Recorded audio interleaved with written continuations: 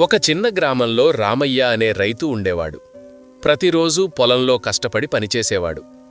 అదే పొలంలో ఒక పావురం తిరుగుతూ ఉండేది. కోపంలో ఒకరోజు రామయ్య ఆ పావురాన్ని కొట్టాడు. పావురానికి గాయమయ్యింది. కొన్ని రోజుల తర్వాత రామయ్యకి తీవ్రమైన జ్వరం వచ్చింది. లేవలేని పరిస్థితి. అదే రోజు పంట కోయాల్సిన చివరి రోజు. కోసుకోకపోతే మొత్తం నష్టం. రామయ్య బాధతో మంచానికే పరిమితమయ్యాడు.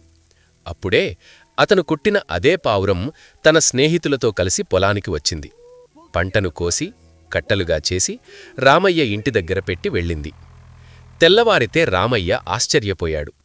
కళ్లలో నీళ్లు.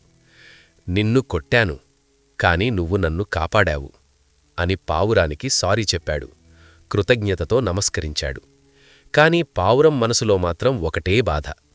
ఇంత కష్టపడ్డా ఎవరూ లైక్ చేయడం లేదు, సబ్స్క్రైబ్ కూడా చేయడం లేదని.